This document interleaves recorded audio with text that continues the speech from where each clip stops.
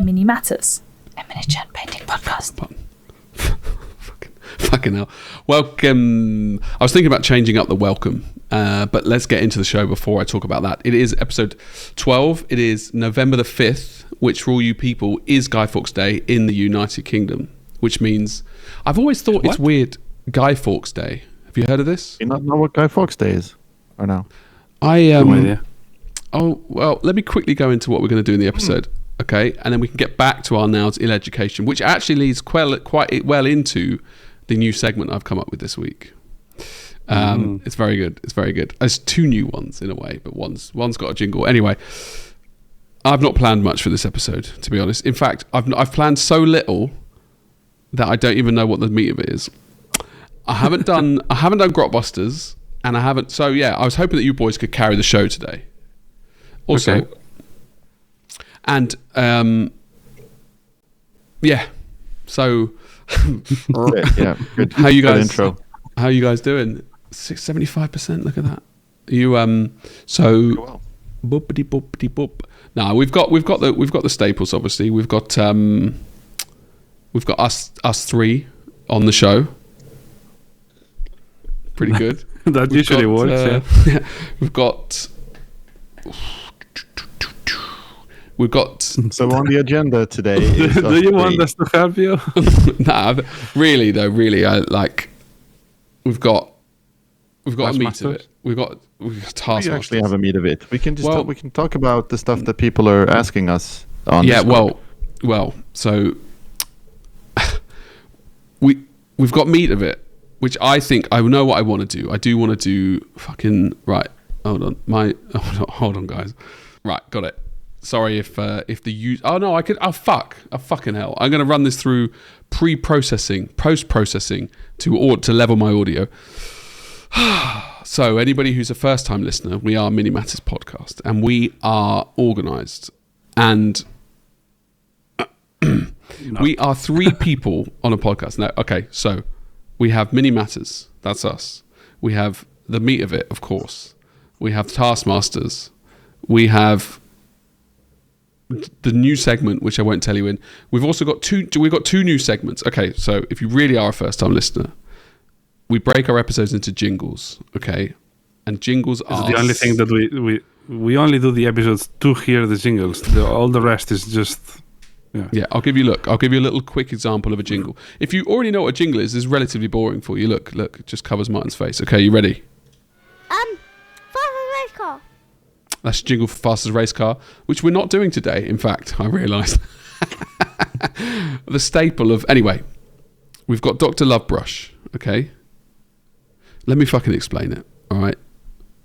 The meat of it, it's something that we talk about, and it's meaty and it's beefy, okay? Fast as a Race Car, we're not doing, so you don't need to care.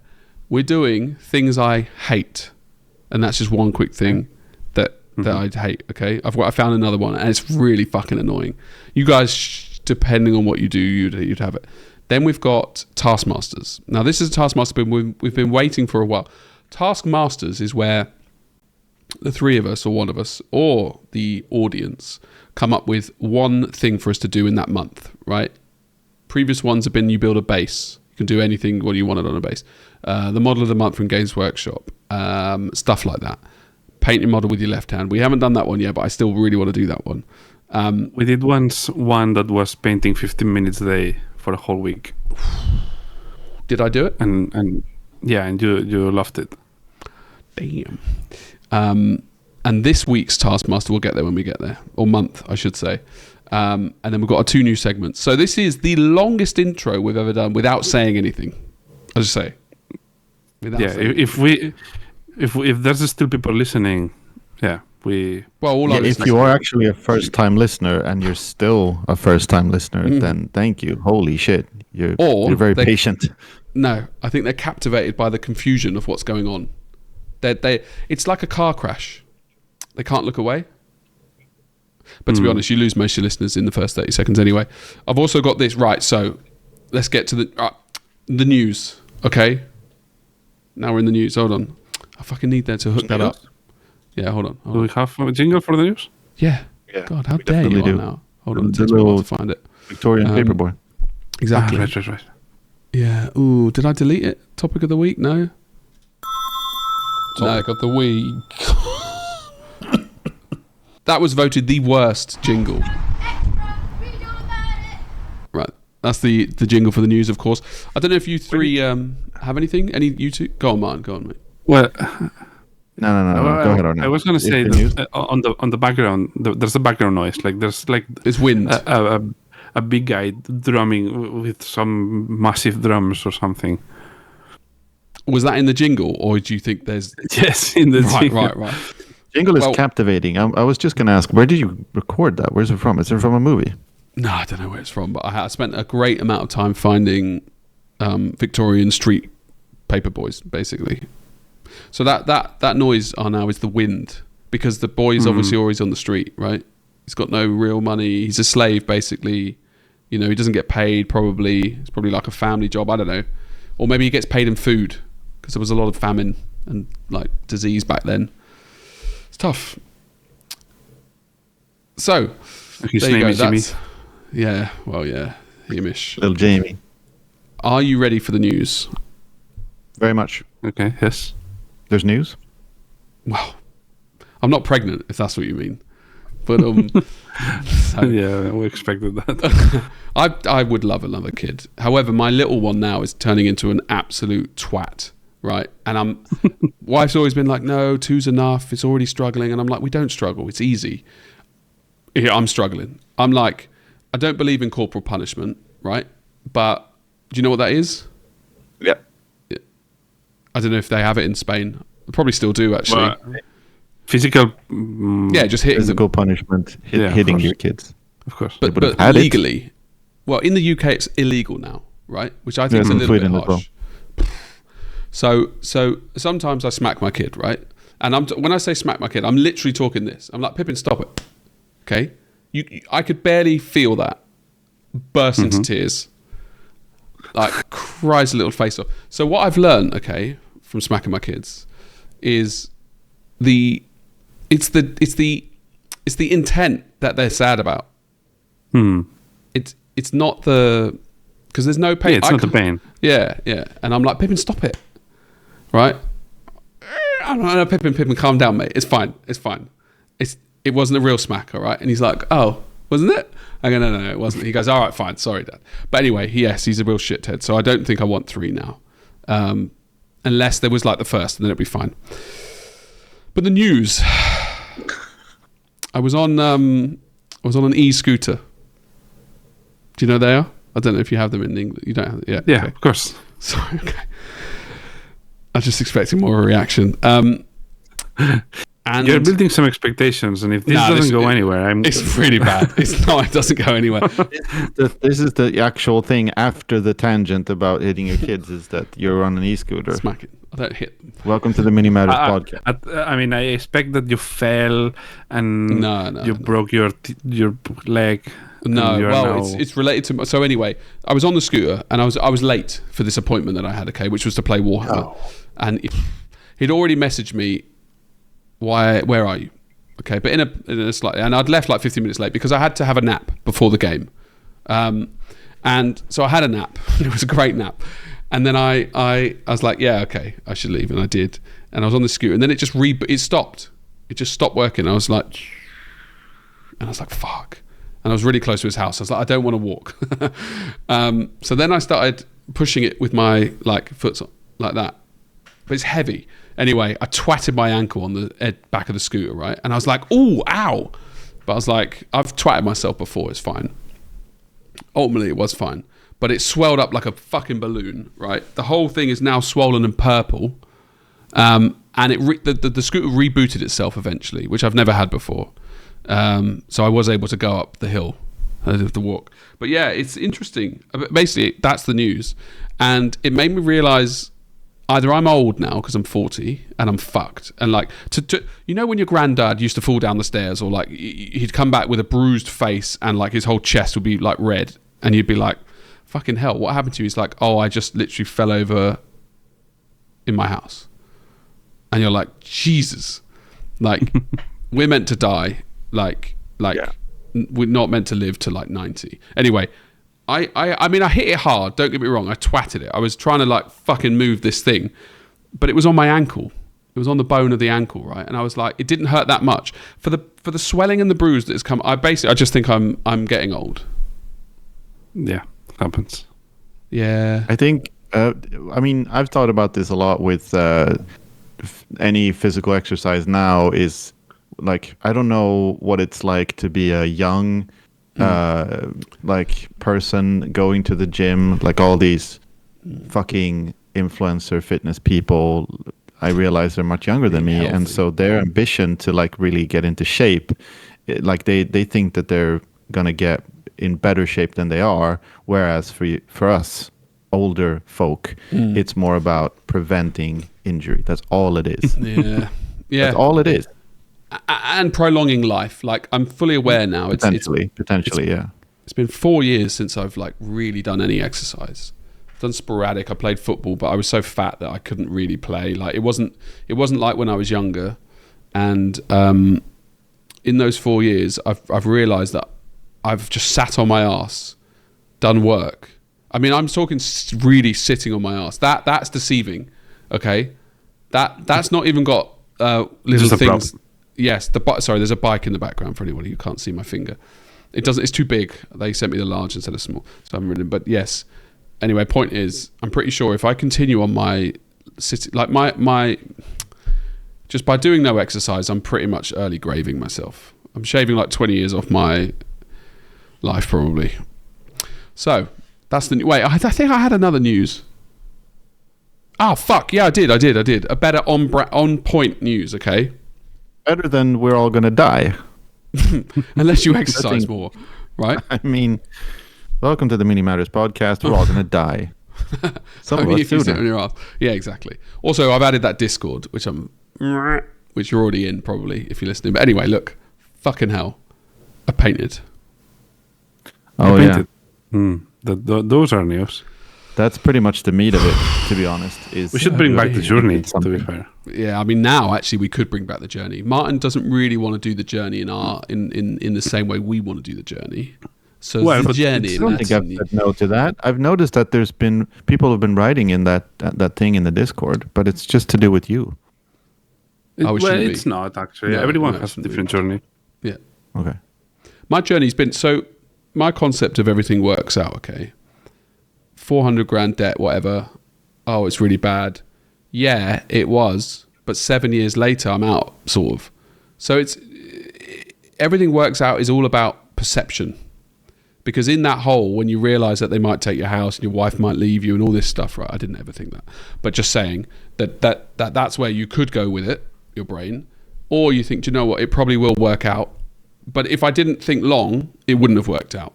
Because in that time, it was fucking shit, basically. And the painting thing, it will always work out that I'll come back to it. It just took 6 years and I never thought I'd come back. So I was never worried. So the point here is I am back. We are really pushing our listeners today. This is a test of endurance. This is.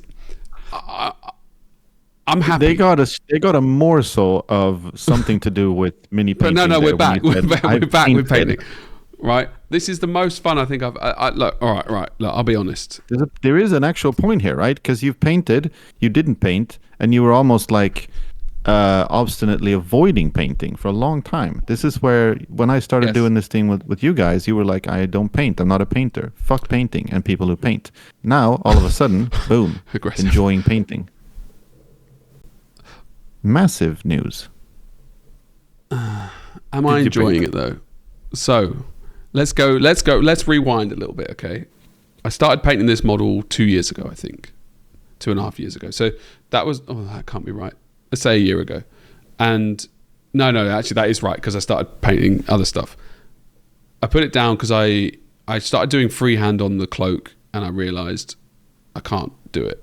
It was too hard, so I just fucking quit. And then I went to some more tabletop shit. This time I've been painting a bit more freely.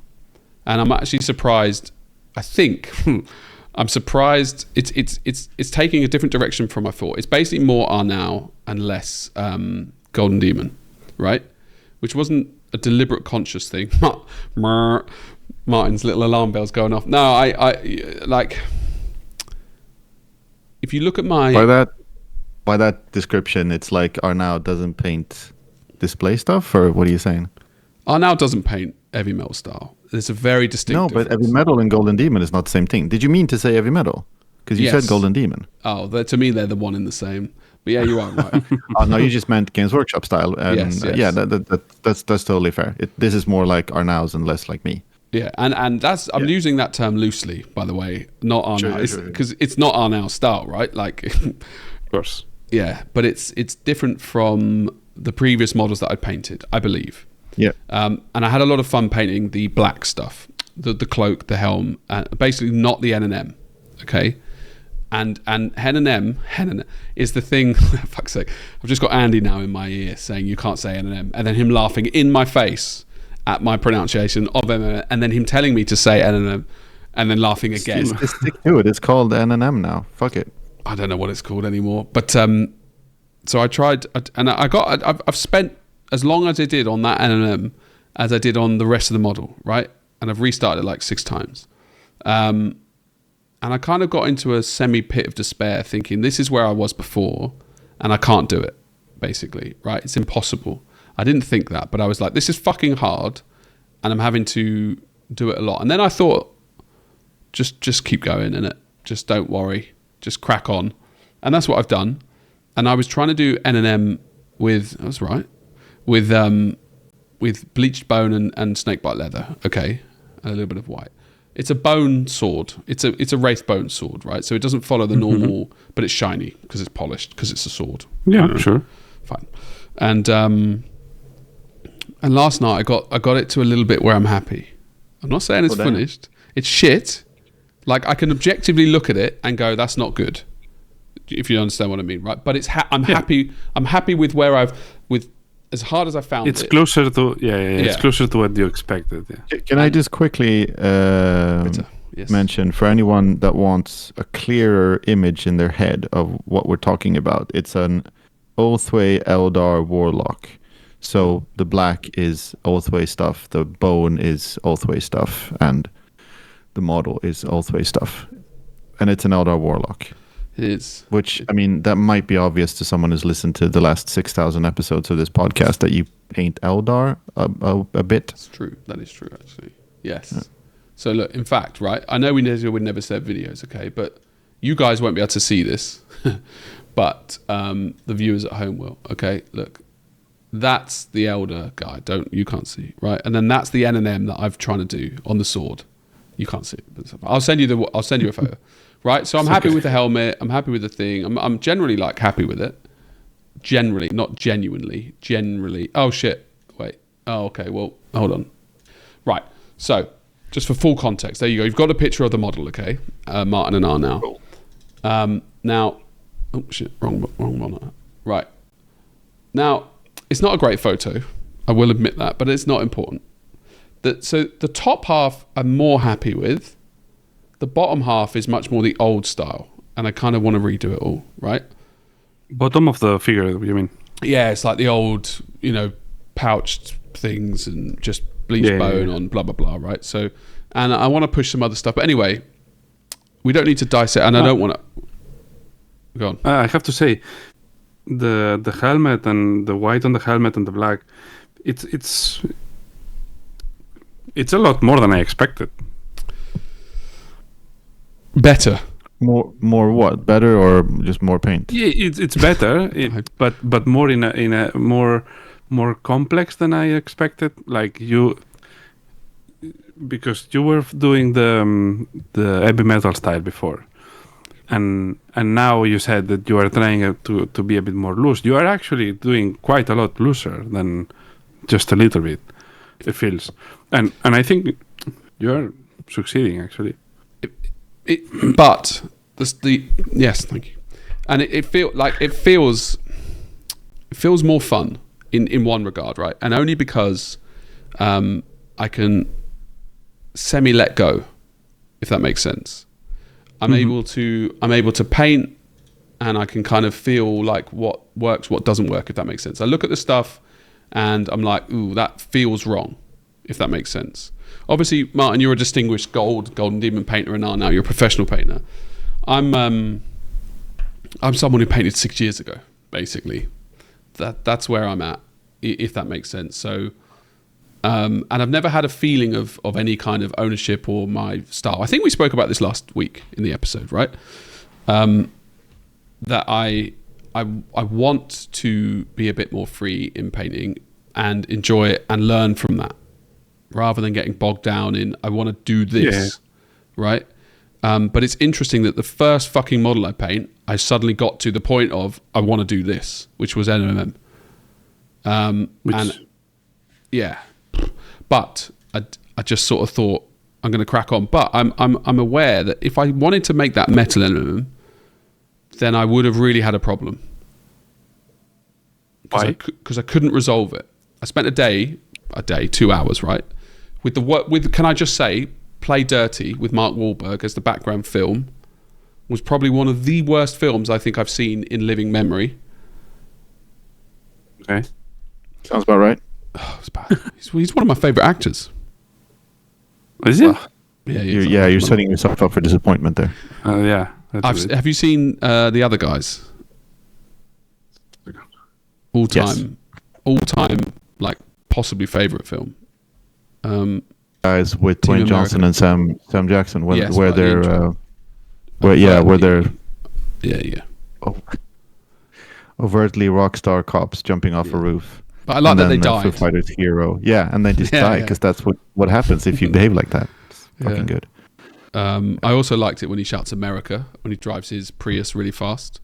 And I like it when Mark Wahlberg can't believe that that's his wife. He's like, Yes, who that's are you? also really He's like, funny. no, come on, guys. And he's a But pimp. that movie is great because of Will Ferrell. Yeah. But they play off each other. I think they work well. Yeah, They yeah. play off each other, and they have, funnily enough, made other movies together because of that chemistry, which is unexpectedly funny. I guess Mark Wahlberg is unexpectedly funny. There we go. He's not only a when good he's not actor, trying to be. But so I was going to go into another tangent which you guys don't like. Yeah, we were talking about something So interesting. yes. So painting, something interesting. How dare you? But yeah, like so it kind of put me back to where I was painting before, if that makes sense. I got frustrated that I couldn't resolve it. I had no idea how to. I calmed myself down, right? I was like, Jay, don't worry, mate. Everything works out. And then I Googled N&M swords. Okay? Didn't help. Completely stupid to do. Yeah. Okay? Because you'd have to find the exact sword and then you'd copy it and then you learn nothing. But I said, fuck that. And I went to the bone. And because I actually remembered before I started painting it, I wanted to do it bone. I didn't want to do it metal. So yep, you could anytime. So, a little interject. Like when you say that you cannot solve it, it's I think it's the same person that got stuck. I can hear you, so keep going. Yeah. It's the same person that got stuck and hit a wall or when you stop painting, because it's not like you can or cannot solve something. It's because an NMM is it's a lot more complex than what you will find around. So a good NMM is not what you will find. It's You mean if I Google it?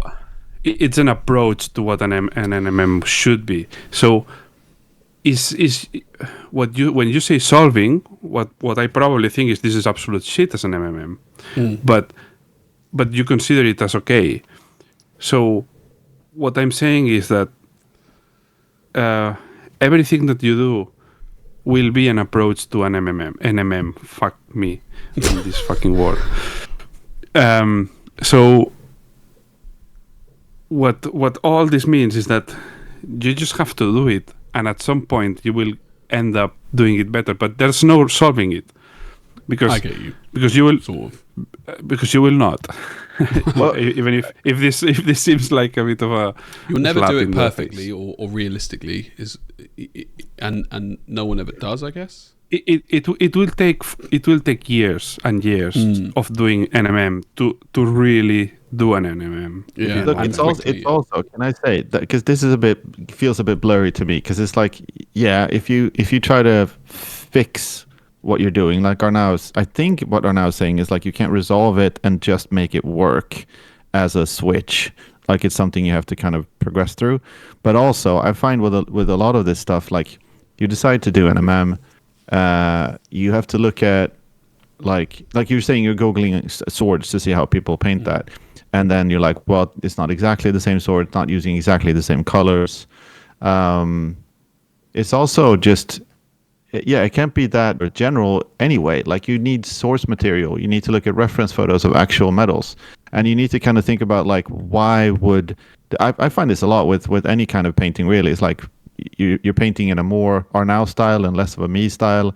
I'm like, why any of that stuff? Like why paint in any way? Why put any blob of paint in this place that you do, if that makes sense?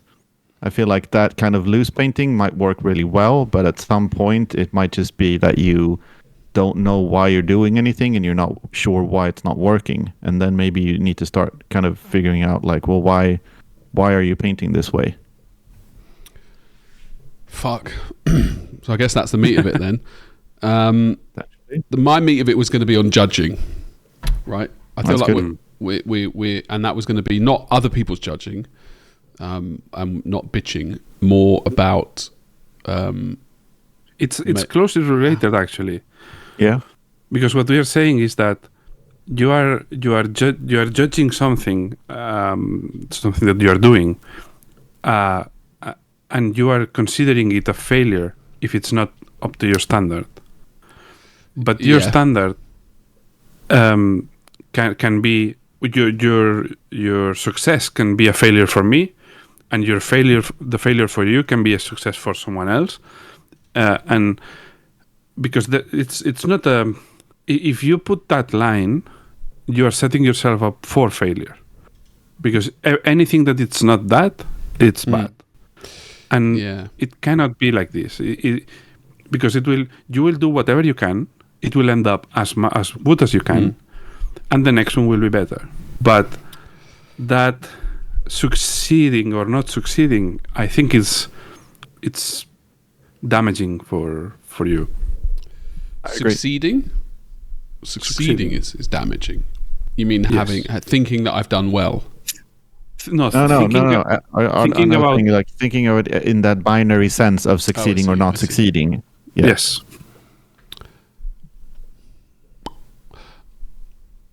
I have to agree. I think again, this goes back to our conversation, and we will come back to that conversation a billion times because it's extremely relevant all the time, is expectations and what you expect. Because I think still, subconsciously or not, you're comparing yourself to people who, to put it simply and unfairly, are better than you, but that's not how it works. It's people who might have more experience or are better at certain types of painting, but you're still kind of looking at that and you're looking at your own stuff. And you think you know what you want to achieve, but you're pretty sure probably that you don't want to go through the process of getting there, or even more importantly, just go to the process of getting where you want to be. Like you're still your own person. Even Arnaud and I can kind of comfortably sit here and be like, well, I'm not painting like Arnaud, but I'm happy with what I do. But if, at some point we kind of diverged, like we started somewhere and then we started progressing in our own different directions, and now we are where we are. But like, that's at some point that's probably going to be you too. You're going to have your way of painting and your thing that you're more happy with than the previous thing you did. And I agree 100% with this. And on the flip side as well, I lost it. So that was fucking good. Flip side. It was a good flip side also. So like very very meaty. Poignant. Yeah. Yes. And life changing. Well, so it will come back.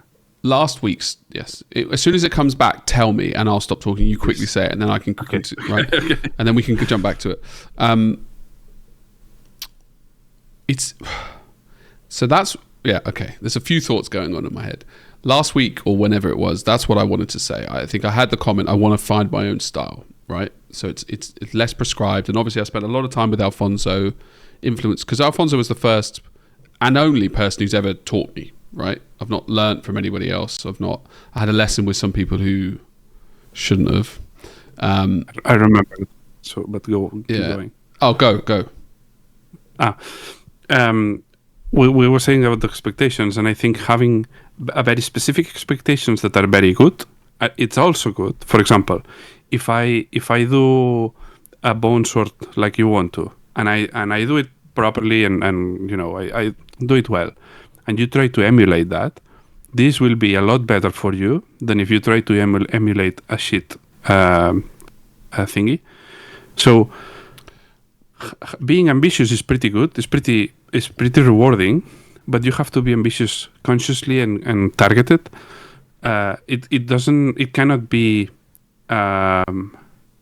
like ethereal, like not concrete. It needs to be specific.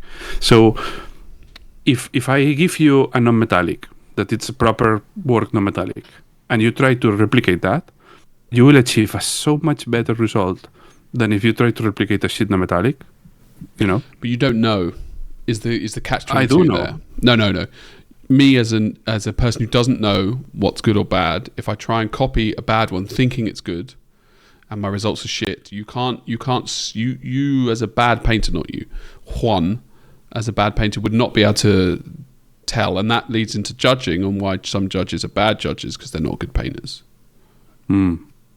Yeah, actually it does.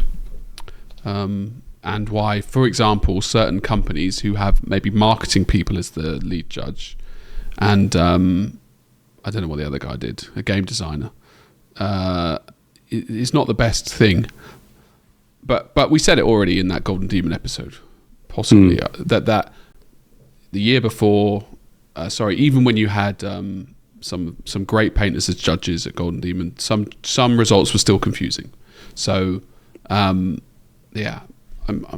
without going into all of that, so to jump back, so do I agree? Yeah, I don't know how to tell what's a good NMM. I told you I looked online and everything I saw was rubbish, aka not what I was. It was like the light planes is right next to the dark plane, light plane, and then some white to make some stars across the thing. And I was like, it's fine for tabletop because it's fucking quick to do. Yeah. But it didn't look right. It felt wrong. It sounds really generic. Even the question, I mean, to Google something like that, whenever there's an article is like, here's how to do an MM, that would be like a red flag for me because it's too big. It's more like, how does it work with the model? What kind of metallic are you trying to do? I see people all the time talk about like, this red NMM armor. I'm like, is it NMM though? Anything are you that is talking about a high gloss surface? Is that really NMM though? Yeah, anything that is how to paint something is bad, like really bad. Because pretty much. How to paint skin, what type of skin, under what light, under which color of the skin. Like there's more than one light. What ambient? Same with non-metallics. Is it very reflective? It's not reflective. How many sources of light? Is it reflect? So, but all these things, it looks very complex. And I know that you're feeling, oh shit, I better not paint anymore. But actually, all these things, when you solve these questions, what they are doing is adding information to your painting. Then you just have to. So when you go into NMM, yeah, boy, it's impossible to say. I'm shady. When you go into that, you think, okay, I'm gonna do this bone no metallic. I have no fucking clue of what I'm gonna do. You have all the questions unanswered. If you want to really do a good no metallic, you have to pick the questions, first find them, obviously, and answering them. And when you have all these questions answered, you have all the data to do a no metallic. So, and obviously, you don't need to go into the most complex no metallics from the very start. But knowing that there's a couple of things that will tell you how a no metallic has to be, I think it's the basics to make your life so much easier, because once you know that, you can paint everything, literally everything.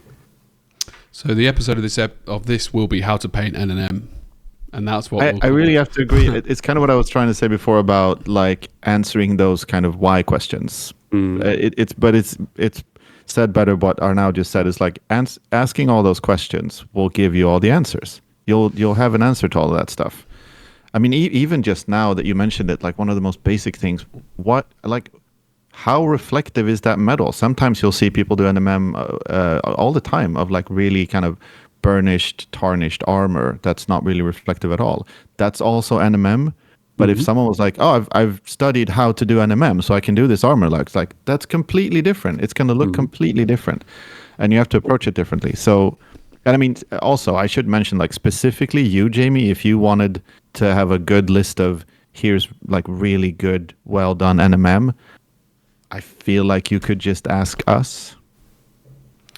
Ooh, if you wanted. Dangerous territory. I like some good references. Yeah. Why didn't I? I think I was. I didn't think it'd be that hard. I sat down. I'd done all the rest. I was like, "Fuck it! Like I can do shiny shit." His helmet's meant to be shiny, right? And the plane of light was. Don't get me wrong. The helmet is really cool. Like the helmet's nice. It may need a bit of push, but it's well. The volumes are right, which is the thing that you were concerned about. Yeah, but when you add the volumes on like a 12 different sides from a shinier metal, basically what I realised, this is meant to be polished bone, effectively. It's basically all going to be fucking bright, and then just some very slightly brighter, because it's not bone from a body that's like got some blood on it, or it's it's the same material. It's just different planes. It's the shape, and the what is the only thing that matters. Yeah. The colors, it doesn't matter. It doesn't really matter. So it's where you put the light. And something like that would be very easy to do it because it's a smooth, perfectly formed material. It's not like. But I don't know. We got nope. But you don't know where to put the light if you don't know where the light is. So the you light's first there, need isn't it? That's the thing. So, but like, I'd forgotten where the light was when I was doing it. And most of the times we paint without thinking about that because we paint about painting non-metallics instead of painting something that's reacting to the light that we have planned. So, the light is very consistent on his armor, right? Mm-hmm. It's to that side of where that place is.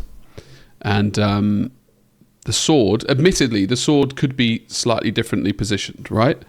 But I'm not thinking that far ahead. I just didn't fucking think about it. I started the metal and I was like, holy cow, this is way more difficult than the helm. Because the helmet's a smooth... It's curious. Right? But yes, if I had have had it in mind a bit more... But the thing is, it's anyway, yeah. This is like when you do work.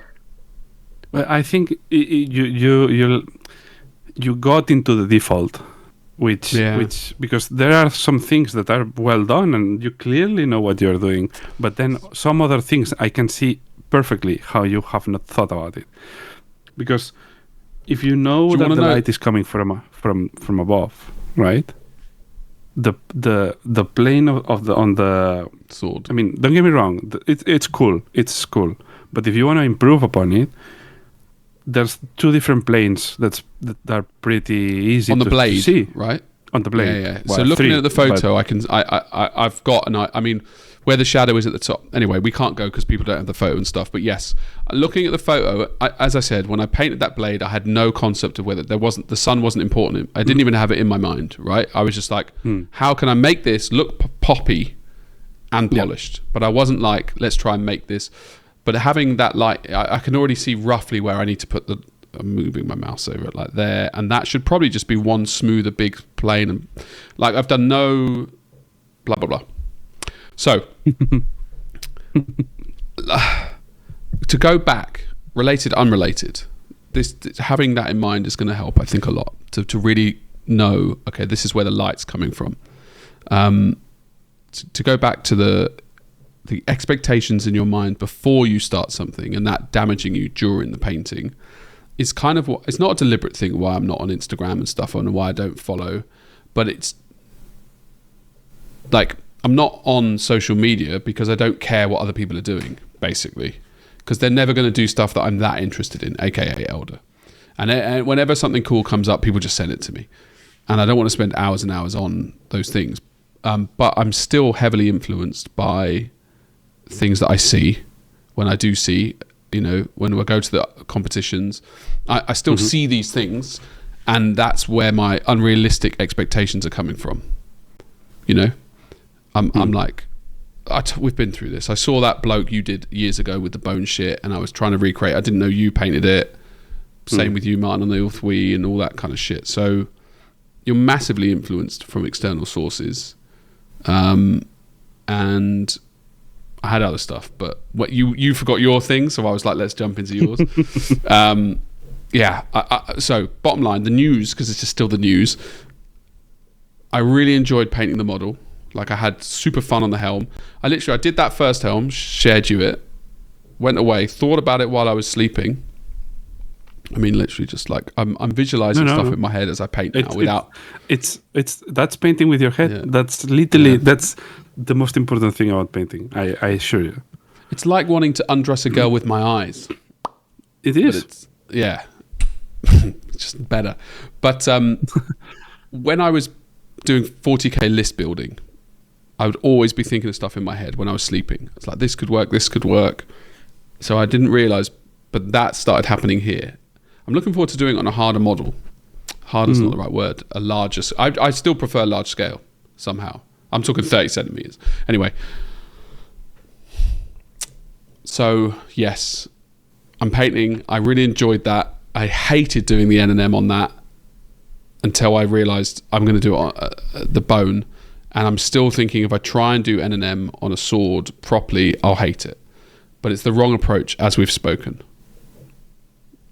Do my level, forget the expectations from everyone else, and paint it, and it will look shit, basically, but you'll learn from it. Because like my Zerman, the N&M on that's shit, but that was where I was, and that pushed me a lot to even get it to that level. But I still even when I'd finished it, I looked at it and was like, it doesn't make sense, and it still doesn't make sense. And then you get comments online saying, fuck, the N&M looks great, and you're like, ooh, like, does it? But from their expectation, I guess it does. Yes. I've said this before, but like, it makes such a big difference when you get feedback from someone, or I should say, it makes such a difference to get feedback rather than have something explained to you before you do it. If you paint an NMM sword, and even when you're doing it, you think this is not good. I have no idea what I'm doing. Just do it anyway. And then bring it to someone, and then get feedback, and then you can go through, because then you will have done it. Like, if they say, well, you should have put this line here, actually this doesn't make any sense, that will make much more sense to you because you've actually done it. Yeah. As opposed to someone just taking like, oh, here's just a clear piece of plastic, like, here's where you should put all the lights. That's not really going to register the same way at all. It's not really going to help you. Like, you can write it down, it still won't really make sense to you, I would say. That's why I didn't ask for help. So it is worth... I remember thinking that while I was painting, because we had that conversation last week. It was exactly the reason why I didn't share photos with you. I didn't want to ask for feedback. I didn't want to ask for help. I was just like, let me just fucking struggle. I hate it. Yeah. And the helmet got better. I still think there's things I could do to improve it, but I didn't prepare the model the same way you guys do. That's fine. It's a practice model. Yeah, and it's fun, and I want to try and keep it fun, right? That's basically what I want to do. So, fucking hell, exhausted. Big news. Well, yeah, I painted. I had fun, and I redid basically everything on it like twice. When I painted something, thought it was good, realized it's not what I want, came back. If you want, and the listeners want, obviously, we could do a live feedback session if it's something that you would like to for yourself with video at some point. Yeah. Yeah, and not a cast as a separate thing that we release, right? Yeah, exactly. Yeah. Like with the Photoshop, as I do with other students, just we can do it and explain it, and so people can see it. Yeah, that would be great. But I'll pay you €90. No, that would be great. No. And it would also be good to, I suppose, exactly what you just said, Martin, as well, right? Dive into it once you've painted it, so you can understand where you've gone wrong and where to improve. And it will be very interesting for me to do it this way, because in the previous lessons that I did, which is, again, I remember I've told the story at least twice, I don't know with you guys, but I finished that at a Zerman statue. Lionel was like, shit, that's really good. Are you happy now? You can crack on and start painting stuff as well as this. And I was like, I don't feel anything. I don't feel any real happiness because I didn't paint it. I was just guided, right? I had feedback sessions once a month. When I got stuck, and then I just waited for the feedback. And like technically, I've always been an okay painter. So when someone explained a technique for me, I could do it relatively easily, but I didn't understand why I did anything. And this concept's a little bit more natural. I don't know how to explain it. I'm not bitching here either or anything, but I'm saying like I've never felt free in painting. I've always felt caged in my own like limitations. You know, you have an idea in your head and you want to like the next thing I want to do, even though Taskmasters, but yes, the next thing I want to do is basing. I've said it many times, and I just need to do it rather than say I want to do it. I just need to actually fucking do it and start doing some. And I've done some in the past, but I'm still scared of it. And it's weird because I'm not scared of failing, but I'm scared of failing. You know, I've got no fear of showing someone a shit mod and being like, yeah, I tried this, it was fucking shit. Yeah. But somehow I've got some weird like block where I don't want to produce something shit. I've got this thing where I'm not okay with just doing something over 3 days. You don't want to fail yourself, I think. Yeah, well, it's not wasting time, like lack of improvement, or it's some... Man, that's why they call it a comfort zone. That's literally what that is. That's the reason why I, for so long, just did like the same kind of basing and the same, just painted the same way as well. Like we all do that. Yeah, right. We all have those things that we're like, this is what I'm comfortable doing. The point for me, for myself, is to understand that. And like a comfort zone can be great. You can stay there your whole life, but it's probably not gonna. You're probably not gonna evolve very much or learn that much from it, or really be able to learn anything new. Or it's a pretty general thing, I think, in life. But I can recognize that, and I don't think it's a bad thing as long as you do recognize what's happening. And to be like, I'm okay with being and I firmly don't want to be in that comfort zone. Basically, I guess is the thing. And fuck. I mean, I'll be honest. I'm super excited by painting. I'm like, if I think about it, I get, you know, that feeling when you're just about to have sex with someone new, or well, for me, it's been a long time, or you've got something in the post and you've wanted that thing and it's 6 months and now it's finally like, you know, it's coming that day. That pure excitement thing is the feeling I have when I think about painting. Which is what I have. It's what I had before for 3 years, and then it just died when I got too frustrated and stopped. And it's what I had with Warhammer for the last 2 years, and it's what I had for football my entire life. I couldn't sleep every fucking Friday, and it was stupid. And then I'd have like adrenaline before the game because I was so excited about playing football. It was actually detrimental in a big way because by the time the game started, I'd be drained of energy because I was too excited to play for it. But yeah, that's kind of what I have now.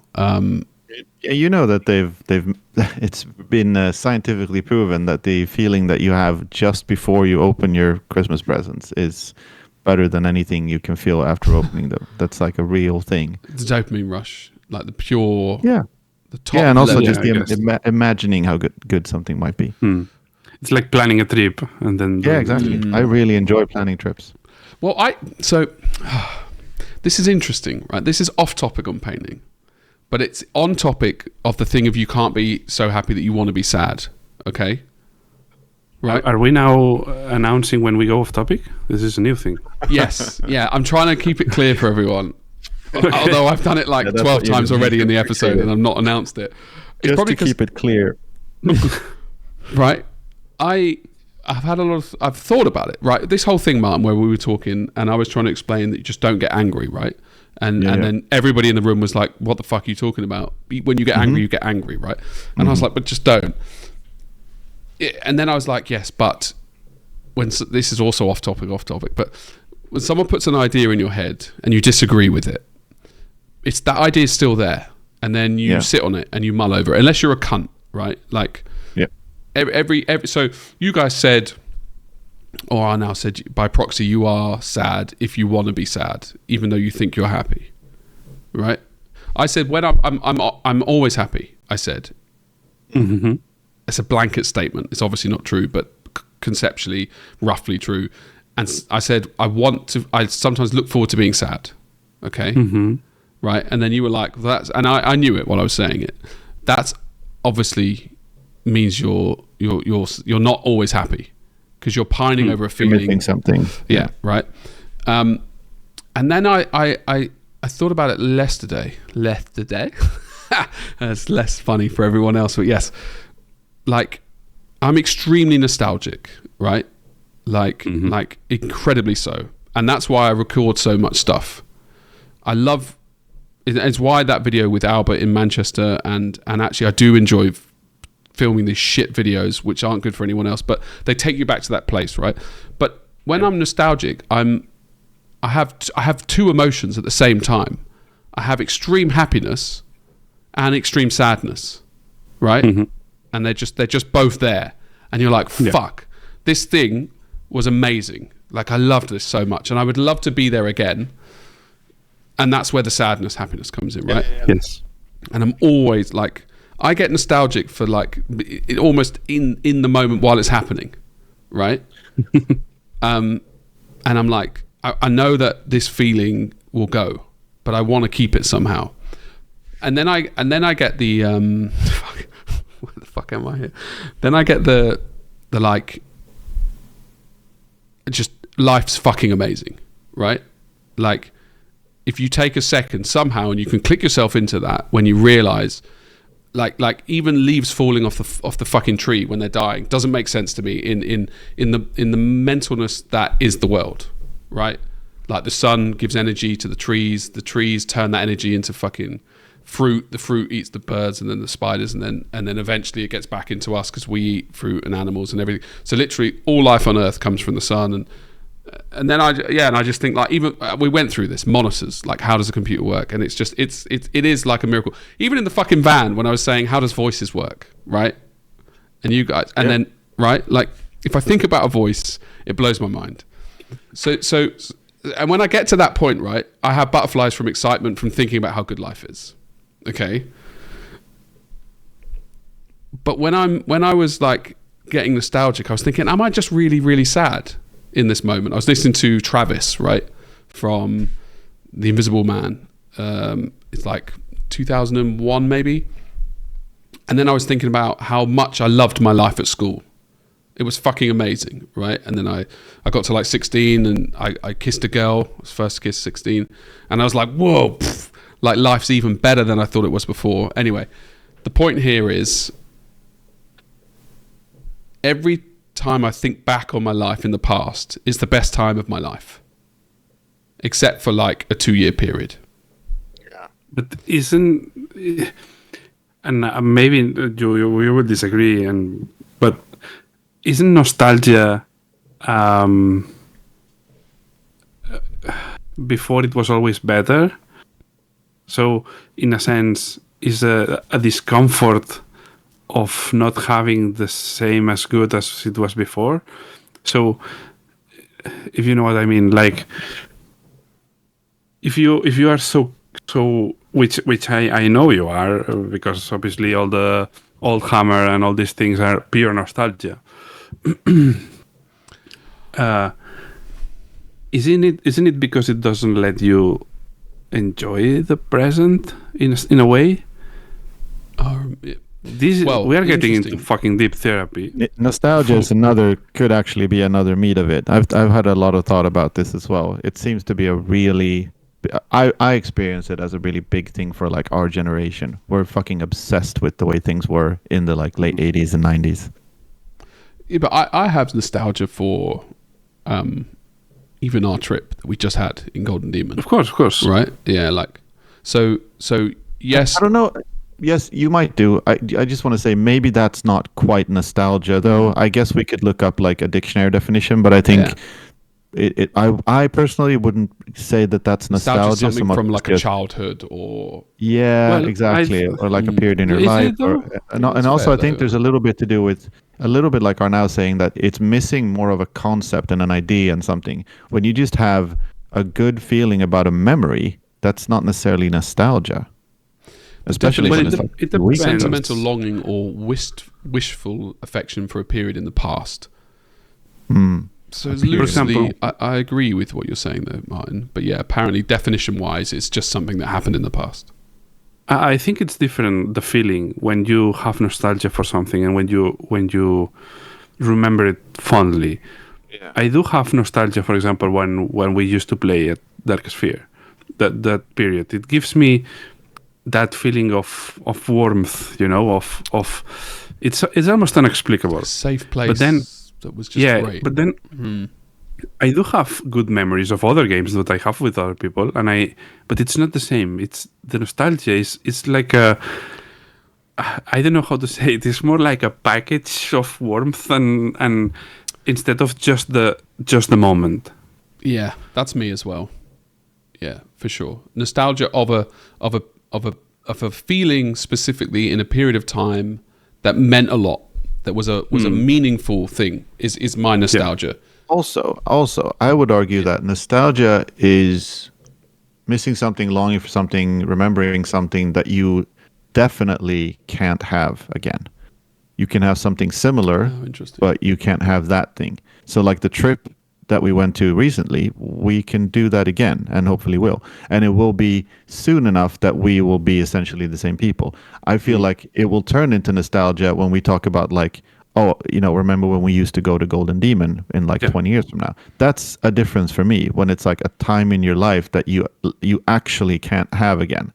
I've thought about that a lot with kind of our, like the little Swedish painting group, when we used to hang out in the Warhammer store and paint together. I'm very nostalgic for that, and it's also because you kind of remember not appreciating it as much as you should have at the time, because at the time that was just life, and then looking back at it now 10 years later, more than 10 years, you think, oh shit, that was actually really, really important and really formative and amazing, and I can't have that again. That's not coming back the way it was. I can do similar things. I can sit and paint with Stian, but that thing doesn't exist anymore. And that for me is nostalgia. It's almost like reminiscence, like where you're thinking back, but then even that's not, you could do that. Yeah, no, I get the concept, and I kind of semi-agree to an extent, because most of these, so all right, well, let's agree how we are defining it for now. Like, I get nostalgia for those things. I think back, I used to walk to my girlfriend's with a CD player, my second or first girlfriend, and I listened to those albums, and the walk was only like 15 minutes, but I fucking loved it because I got to listen to music on my thing without my mum shouting at me.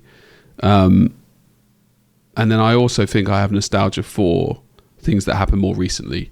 Less intense, less longing, because I know I'm going to get them again. But I still have nostalgia for that feeling and that situation. Yeah. So I guess there's different levels of nostalgia or how they work, maybe. Well, the key point here was I felt sadness about nostalgia for not having it. So I was sad, and it put me in a slightly sad frame of mind, but I knew I wasn't sad, if that makes sense. It reminds me of that feeling, and that's kind of roughly what I was saying. I'm looking forward to being sad. Is to feel those emotions, rather than I'm looking forward to being depressed or something. It's not quite what I meant. Yeah. Like, I don't want some sort of bad thing to happen. I lose a finger or Poppy's ill or for a long time. Like a series. That's not the sadness I was pining over. It was more like being moved. Yeah, it's just nice to feel some. You feel emotions, right? Yeah. And I like that. And good. Said the robot. yeah, good. and the painting feeling I've got is I'm looking forward to not being the person I was before. That excitement that I've got now is painting this model made me think, oh, I can do something where I'm happy with it relatively quickly, like an afternoon to paint the helmet and the chest and all this. And I'm not feeling how I did with the N&M, restricted. I'm like, I have to do this way, or I have to paint this model, aka not Elder. So that's what I was happy with, and it was interesting to jump back to the old feelings where I got stuck and I was frustrated. And I still don't. I mean, there's two ways. I think I'm still not fully on board with don't and just paint it and get through it. As in, just finish something that you're not happy with. I feel like it sort of semi-restricts improvement. You know, if I go, okay, look, it's shit. I know it's shit. Fuck it. Like, it's hard when it's a model that I'll keep in my cabinet, if that makes sense. It depends on your level of dedication. So I think it's important to have both. Projects that you do for fun and then you enjoy and do as the best you can. And some projects where you say, okay, let's push this. And you can do some step up. Because learning, we said this also many times, learning is a staircase, right? It's not linear. It's like you go, you learn a lot, then you just get steady, then you learn again, and then you get steady. So having those ups is also very important, but it's very demanding. So if you do it all the time, you get tired. If you don't do it ever, you will get tired as well. So you need both. You need the fun and the uncomplicated thing, just painting. And also, when you feel like it, you also need the pushing, because that will. But you need to want it, because if you don't, it can break you. Yeah, which is probably what similarly happened. Actually, yeah. In that 2 or 3 year period, I didn't ever have a relaxed state. I was always chasing the next improvement, right? But it's a weird thing. Then it's not that you don't, when you get stuck you stop. It's that you, in between, when you have these big jumps, you paint stuff that's in your comfort zone. Basically, is a better way of going around it. And then you do push yourself when you need to learn. I find it hard to just say, okay, I'm painting this model, I haven't resolved it how I want to, and then I'm just going to paint it shit and leave it. But that's also possible. Maybe it's just a project and you're not feeling it, like you say, you don't want to do it. So you could just accept or be honest with yourself and be like, you're not as motivated. But the trouble is, I was very motivated to paint this model and I wasn't getting results. So I was getting annoyed. Annoyed's not the right word. I was just getting it's frustration. Yeah. Okay, will I ever resolve this how I want to? And I'm really excited to do stuff that I know I'm enjoying, aka the armor and cloth and all that kind of stuff. So yeah. Yeah. Good news. Yeah, so that's the news, boys. It's a news bit. Right. New. Where did I put the thing? Doodly boodly. This has basically been a Jamie episode. Well, yeah. Wow. It is. Let's see, can I get that shinier? There's been a slight focus on your mental state. But Yes. that's way I mean, better. That looks the a news lot was better, doesn't literally. It does, yeah. The news was actually a big news for you. It's like a trauma painting dump and enjoying almost. it. It's like after Yeah. six years. Well, this is true. This is true. This is a pivotal moment. I in my agree with life. that. Comparatively, I haven't painted anything the last week. I feel like we recorded yesterday. I've done nothing.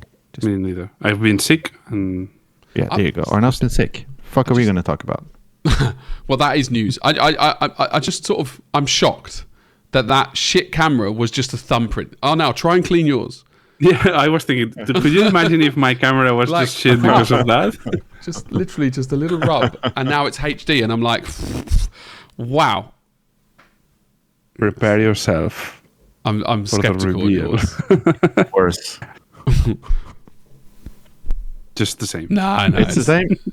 Yeah, it's marginally better. It's literally the same. No. Wow. Maybe Even worse, I would say. Okay, so what? Okay. You ready? All right. Okay, hold on. Oh shit, I didn't favourite it. Hold on. Don't move. What did I even call it? There you go. Hubbard Musings. It's a new jingle. It's musings. Is that things you hate? No, the Hutper's musings what? of Hutper. Musings. It's like Hutper Musings. muse. It's where you it's not anecdotal. It's where you just slightly reflect or talk about something that's like, I would muse about how the weather is always bad in April. It's like it's I could just get the fucking definition. It'll tell you a lot better and a lot more concisely. Muse. No, if you give us your example, then we will understand it. Oh, it's a band that is very, there you go. In English. In Greek, each of the 9 goddesses. A person or personified force who is the force of inspiration for a creative artist. I need to find the real one. like That's not it. the He muse. absorbed in thought, musing. He was musing on the problem he faced. So it's I think my thing was okay. The original. God damn, that's a good webcam. Right. So that's the Hutper's musing is things I learnt. I realised it's not quite things I learnt anymore. It's musings. Okay? It's basically Jamie's diary, but without a story and without right. So okay, quite deep. I know I'm addicted to like sweets, cakes, and chocolate. Okay, I know I'm addicted. I'm definitely addicted, but I don't know it. Right? We can dive in.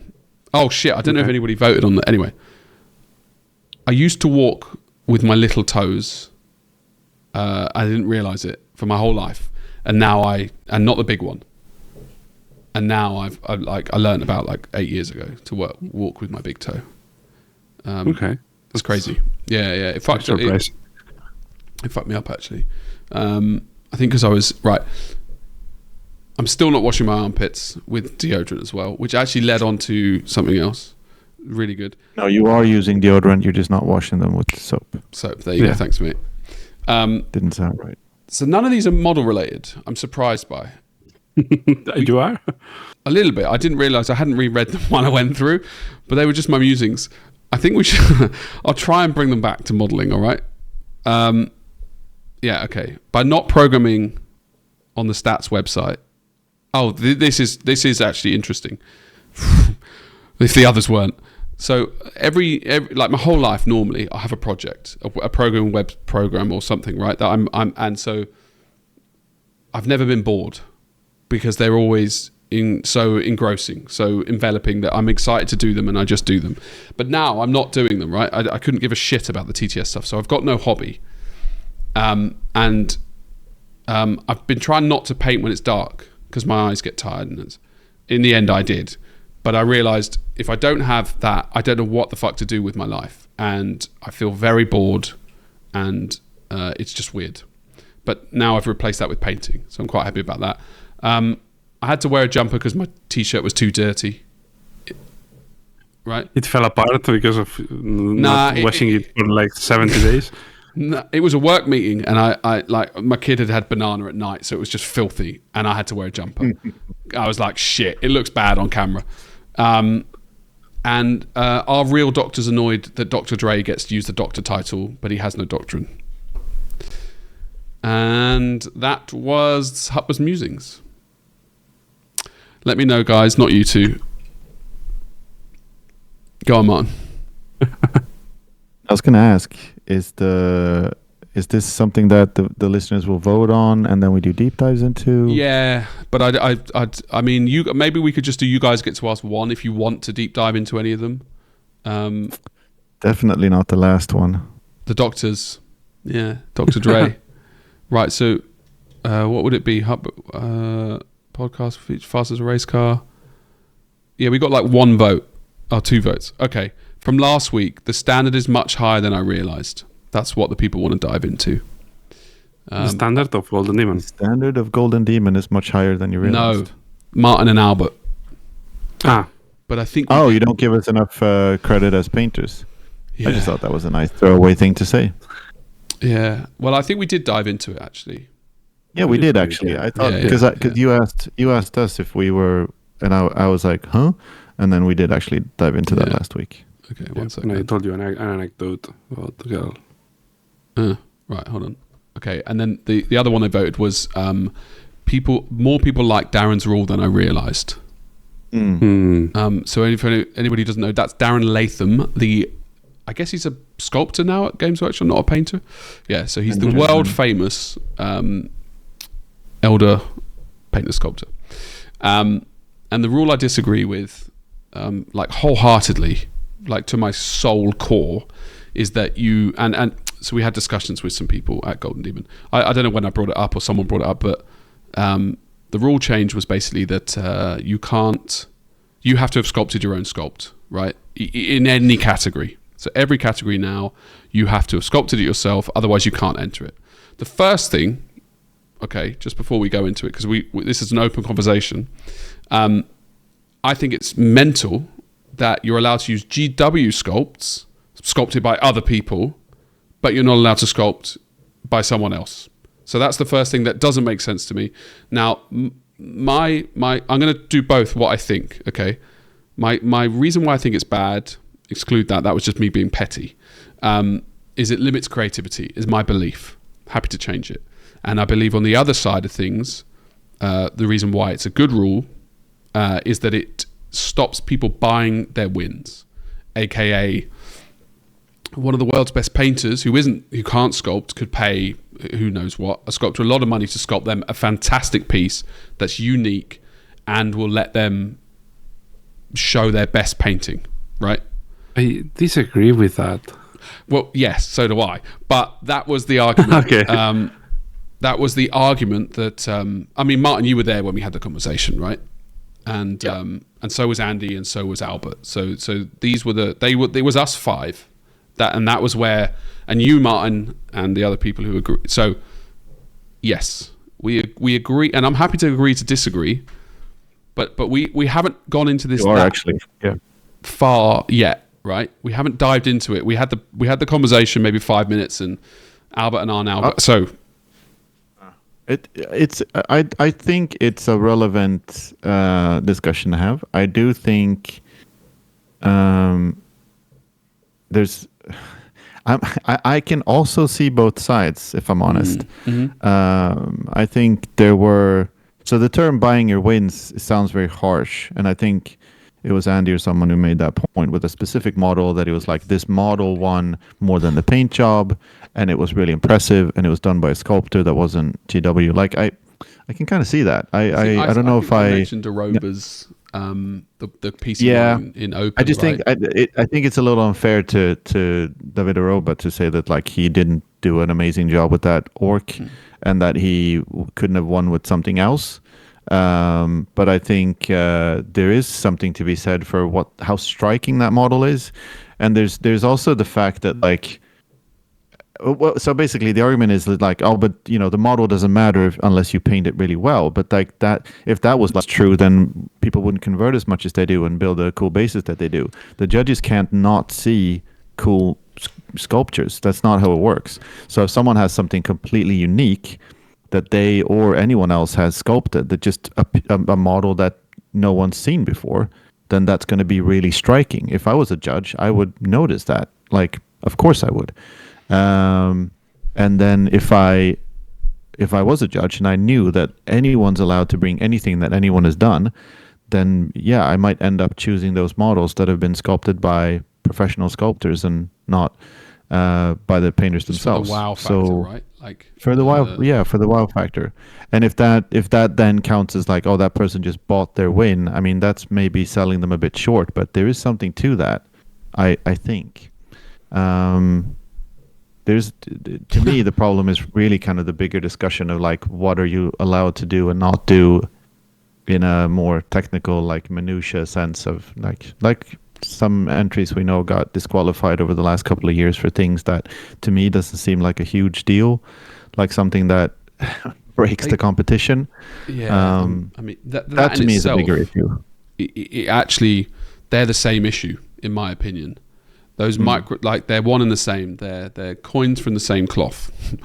Like banning stuff that it was marginally recast or scanned and then printed, and I disagree. I disagree with it. I mean, we're lucky to have the competition in the first place. So that's, I guess, what I would say. And if you have to have these rules so we have the competition, fine. I don't even think it's worth like technically discussing it from a should it be or shouldn't it be. But I think it's okay to discuss why we don't like it or do like it, if that makes sense. If you have to have a rule and the reason it's there is to justify to the business and they won't get scared, then have that rule. AKA no recasting. No blah blah blah, because the company is scared that people will know that something they promoted was recast, and that sends a bad public image out. Like fine, I disagree with the sentiment, but I understand from their perspective, if you understand what I mean. Yeah. And I don't think that this rule is in that realm. I think this rule was put in to give people who can sculpt an advantage over people who can't sculpt. But again, like you say, Martin, I also agree on the concepts roughly that you it's a wow factor, isn't it? But that's the whole point. Yeah, and that's the whole point. Exactly. So, I mean, my point is, so what? It's the whole point of doing a different sculpt is to be better. Yeah. And the thing is, it was in open competition, and if it was the open competition is the leftovers, is where nobody really cares because it's the open competition. So I could understand if it's not in the rest of the Golden Demon, but in open, which is literally the competition where you can do whatever you fucking want. I think some of the criticism and like why I think Jamie called it Darren's rule or whatever is like Darren is one of those people who likes to see someone rewarded because they can both sculpt and paint. So like Tom Hughes did this Tau bust, which is but also he is competing against a lot less people. And a lot less interesting pieces. Yeah, I'm just saying, like, again, to sort of explain that argument is that there are people entering the open competition who have sculpted and painted from scratch, and that I think some people might think that they're being unfairly then put up against people where two people have done the same work as one person. That it should only be the point isn't so much that it's scratch built by anyone, is that the point is that it's all done by one person. So every entry is just one person. I think that's kind of the official argument. My main, and that is the main problem with it, right? Is that concept is at its core the reason why it's really bad, is the way I see it, because open is meant to be creative. Okay, its whole core purpose was you can do anything you want, right? You can do anything. Like you had the staff that won back in whatever it is, 98, 97, right? Yeah. Or not? Yeah, okay, 99. And by limiting this, you're openly saying we only want people who do this. We don't want this, which is anything. We're limiting it, and we don't really care about that. That's why I think it goes against the open. Create another category called I did it my fucking self, basically. Yeah. Like rather than ruin open is the way I see it, because open was the only chance. Yeah, go on. No, go ahead. Dude. No. Well, I was going to say open was the only place we got to see completely scratch built fucking mental things, right? In the past you could do fully scratch built in your own category, and they stopped it. Fine. So now we won't see a Roper Palacios or whatever, not him specifically, but that kind of piece. Yeah. And I think that's, for me, that's really sad, because that was just, as an art piece, I thought it was brilliant. I think. Sorry. Ultimately, that is a very sad thing. Is that if we don't get to see those pieces at all, that's sad. I mean, almost objectively, I think that's the case. But then the whole rules of Golden Demon is a different topic. Sorry, go ahead, Arnaud. It's like we are sacrificing the creativity and the outcome of that little category for the it's not the egos, but the merit. Merit, is it a word? It's a real word, yeah. Like the okay. Yeah. It's the merit is so important that it's so much more important than the outcome, than the actual pieces. Is it? For me, it was never like that. For me, it's there are two pieces, two actual physical pieces. Which one is better? Is this one or this one? Is the merit of doing it with one hand tied behind your back and doing backflips? Is it better because of that? It's not, right? So if it's better done with 5 people, this piece is the absolute fucking best the world has ever produced. It is. So is the merit of someone doing it themselves so important that we are sacrificing everything else that will come if we team up? In my opinion, it's so stupid. But it depends obviously in how much do you value the merit of doing something. Yeah, and this a lot of the criticism came from people who did enter the open category themselves. So obviously they become like very personally invested. For me personally, again, I would actually be really fine if it went completely the opposite direction and they said, fuck it, be 4 people, 10 people on one entry. Because it would actually, if we're going along the lines of what you're saying, both of you are saying, with like restricting creativity, if you want to then like spur creativity, make it even more interesting and more open, that would be, I would be really curious to see what that looks like. If next year it's like, oh, actually, we're gonna go ahead and open this up completely, do whatever you want, get a team of people, work on a diorama together. I mean, that would be. It occurred to me when I was, yeah, right. It occurred to me with the that White Dwarf 500 celebration thingy where a bunch of heavy metal painters did some dioramas. And they were really awesome. And like Drew, being crazy, did this Cadian diorama all by himself. That would have been a good open entry. But then some of the other guys did a Lethis Cities of Sigmar entry, just a piece, a diorama. And that was like 4 people working together. I think Tom Ambrose was like sort of steering that project, but then other people contributed. And I thought, that's cool. That's kind of cool. What if I had an idea like that for the open competition, where I just wanted to build something kind of big and complex, and I thought, oh, actually it'd be really good if I could get someone to do this conversion because I can't do it, or if Stian and I could paint half of it together because then it'll take half as much time. Like that that would be cool to see. I would enjoy that. I would enjoy working on something like that, and I would especially love to see that. So yeah, I think if it came down to it for me personally, I would really be fine with opening it up.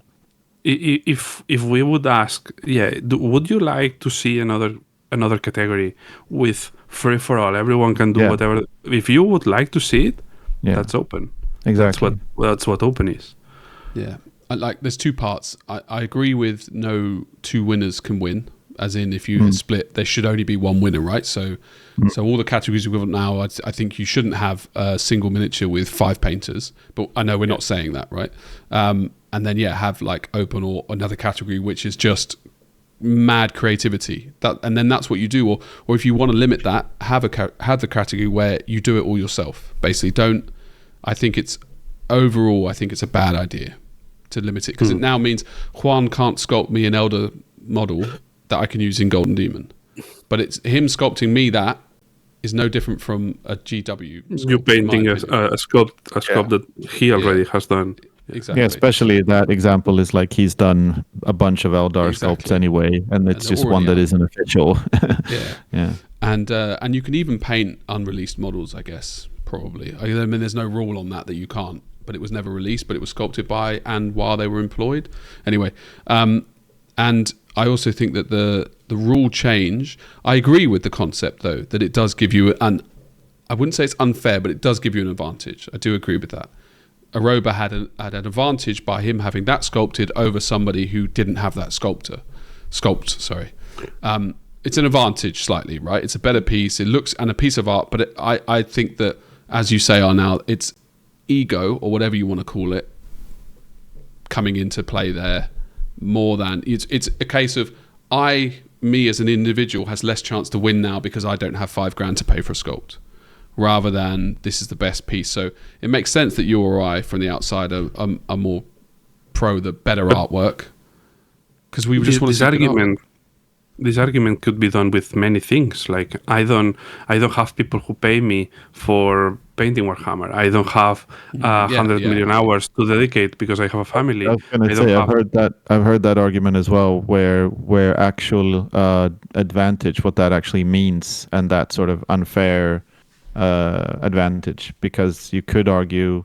I know a lot of people had opinions when Max entered the barbarian guy from Silver Tower, which he painted the box art and then he did one for himself for Golden Demon, and he entered it into Golden Demon. And I think Golden Demon that year was like the weekend that Silver Tower went up on pre-order, or a week before. So it had all been announced, but no one could actually buy it, which I thought was really cool. That was like a fun way to promote the game, if anything. But then some people were like, no, but he entered a model that's unreleased, which technically they shouldn't do.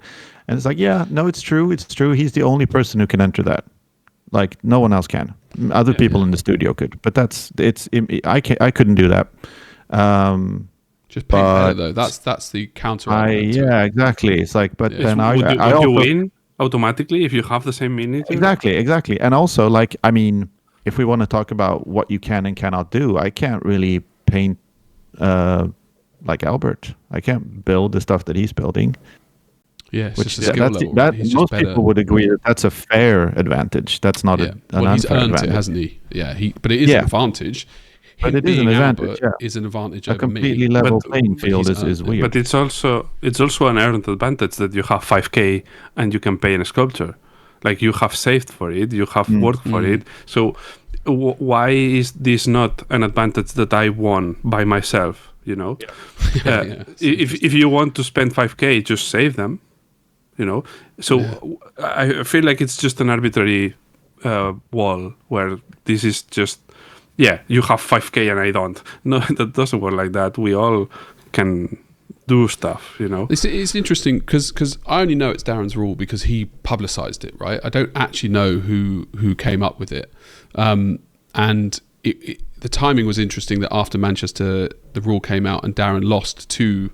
he got lost. He got silver. You're not losing. You're just not getting first place. Well, I suppose it depends your perception on what you're going for. But so that's why I assume he did it. I've not heard if he explicitly wrote it, but he was very critical of the rule before the rules changed, and then he was quite happy when it did. So I know he was quite vocal about it. But I know other people felt the same way, and then other people again felt the way kind of we're talking now, where you basically went to Golden Demon, you saw David Rober's piece, you saw a bunch of other things and thought, cool.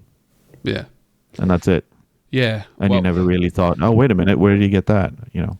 Yeah, I mean, that's the thing though. I guess we've done it now. We have deep dived into that. Yeah. I want to just see cool shit, and now I'm back painting. Obviously, it also had another cool realization that I won't win. I don't think I can win a Golden Demon in the, and I'm okay with it. I still want to enter and push myself, but in the past, when I first entered 2016, I truly believed I'll win something. I was like, and obviously we've been through this. You go back, the model was shit, and then the next 2 years I was hopeful, but now I think I can be a bit more relaxed. Put as much as I can in. And try and get, like, if I got a silver, that would be a very good achievement for me.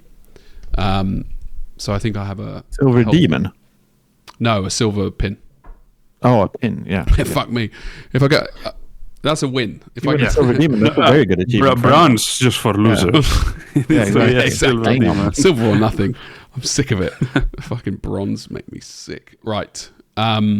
Okay. Now, we to be honest, this has been a long episode, but. Do you the new segment? Okay, one of the new segments. Finally.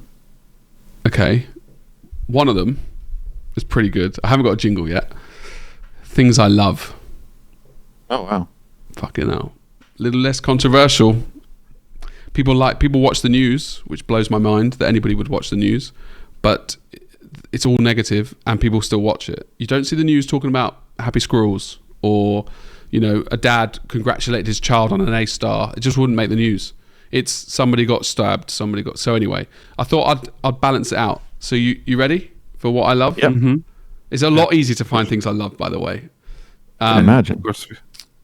Drawers that can't be slammed. I fucking love them. Doors that can be slammed. Drawers or doors, yeah. Or you slam doors. them, Okay. and, Odd then, stop and then closing. and then they go. Yeah. Christ, Yes, I love that. Yeah, I agree.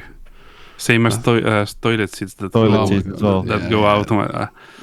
It's Now just when I go- magic. When I go to my parents and it doesn't lower, I'm leaving it like slam all the time, and I hate it so much. Do you know what I Because do in I those forget. situations? It's really incredible. Like I there's sometimes I see things and I hear things where I'm like, fuck, we have evolved beyond Star Life Trek. is great. And That's what I'm saying, and man. that's the kind of shit. Yeah. Like on one hand, it's whenever NASA says anything about anything, I'm like, how the fuck do you know that? I trust you to know that, but it's insane that you found out anything about Saturn. Like they describe, we found a type of, there's less helium on like Jupiter than we thought. Like, how the That's fuck do you know that? How could you possibly have any inkling of it? And then the other thing is the slow toilet seats. Like, wow, it is Equally just as impressive. outstanding. Yeah, for Yes. sure. To be honest, it's, By the way, the ship, alien ship, changed course. yeah, again. color. Yeah. Yeah, It's in fucked color, up. yeah. We are living Losers. in a mental. I'm still convinced it's a real alien. I tell you one thing I am really happy about, because I genuinely don't think it is an alien. But one thing I am really happy about, I know I flip flop there, but I really don't think it's an alien. But the fact that I always assumed when an alien ship was coming, it would be covered up by everything. Like government wouldn't let that out. It disproves like religion and all that. Like the ramifications of it are quite like strong. But that's very movie-like. I always thought that would be the opposite. I just sort of thought, like, if there's a meteorite going to come and kill the Earth, I also didn't think it would get out because the general... Well, yeah, I mean, I'm proved wrong, right? This has been all over the news constantly. Well, I actually have no idea, but it's in my Google because feed. every telescope, like big telescopes, they can see it. So. Yeah. Well, it's pretty cool either way. And the concept that it might even be it could just be a scout alien, and then he's fucking off. Yeah. I still... Anyway, the other news segment, right? You ready for it? Yes. Mm-hmm. Okay. I haven't thought of a name. So I need to think of the name. Right, but it's a good Waiting segment. for a jingle. Yeah, I know. I've let you down. It's English sayings, okay? And I'll tell you it, and you have to work out what it is. Okay. All right? I've got... Yeah. all right. I've got like a jingle like in my head ready for this. So this week, okay? Do you want to mull on it over a week and then let me know next week, or do you just want to try and get it now and I just tell you? I'll just Yeah, fire let's away just now. try it, Yeah, all right, fucking hell, yeah. It's because I haven't done Grotbusters this week. Dustman's handkerchief. Dustman's handkerchief. Dustman, like someone who on the street. A dustman's handkerchief.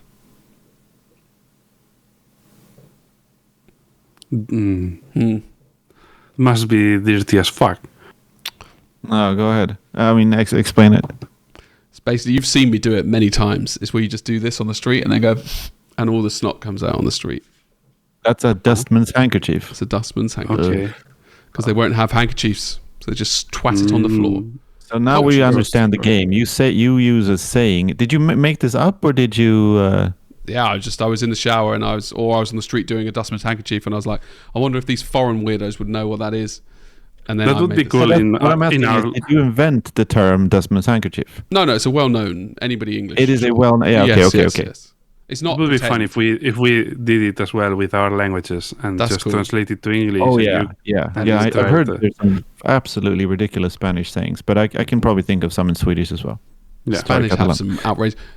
German's got some weird ones. The thing is, normally they just don't work, right? Like the saying doesn't work. Whereas these things aren't so much. Well, I'm hoping that I can come up with enough to make it interesting, but they're more like small things. I mean, I've got Cockney rhyming slang for days, but it's not the same as like just an easy one: a frog and toad. Frog and toad. Yeah. It rhymes. No. Road? Rhymes. Yeah. Just like that? Well, it's you say I'm just going down the Frog and Toad, Okay. and then you'd be like, no, you just no. We could do that later. I mean, we're already in 1 hour 30, so When you say I'm going down the Frog and Toad, it's something road. it just means No. road. It literally just means road. Yeah, it just means down the road. Yeah. It's yeah. Basically, there's loads. I mean, there's it's a whole thing, right? I don't know why the Cockneys ever came up with it. I guess so the police wouldn't understand, assuming that no police officer was a Cockney. What's English Cockney? is the most interesting, diverse, and worst language in the world. What would how would you describe Cockney? Cockney's like me, but times 2 or 3. Oh, a person. Yeah, but a that's Cockney not person. a good definition. Yeah. It's Cockney it's person's a London. geezer, isn't it? It's a fucking geezer. He's a white lad. He's a working class lad, yeah, and he'd work down in the fucking shipyard freight, selling fucking fruit on the stall. Like, he's a proper geezer, isn't it? He's got gold chains normally, a couple of rings. Is that the definition you were after, or now? It's like the evolution, like a Pokemon evolution of a chav. Chavs have no Isn't morals. Chav more modern? Yeah, chavs have no morals. They'll leech off you. They're just general layabouts, right? A Cockney geezer is still an upstanding geezer. He's still he might shift some dodgy stuff stolen off the back of a company, but he won't rob you, right? Okay. He'll lay you out if you're wrong. He will always stick it up for like any woman or child. He'll be like, that's bang out of order, and he'll fuck you up for it. But a chav is just a despicable human, right? A Cockney geezer won't ever pay taxes, and he won't steal from the poor. But he's still a little bit like, he's probably just a working class lad as well, like plumber, a builder. But like a proper Cockney geezer is. I mean, I grew up with loads of Cockneys, which is weird because I lived in North London, but that doesn't sound weird at all. East London's normally where Cockneys were, and it was I was born in 85. Cockneys were probably dead. They weren't being born anymore. Yeah. By 2000, right? Like it's yeah. I was gonna say it sounds more. Also, wouldn't you say that like Chav is a bit more modern and Cockney is quite old and not really? Yeah, around?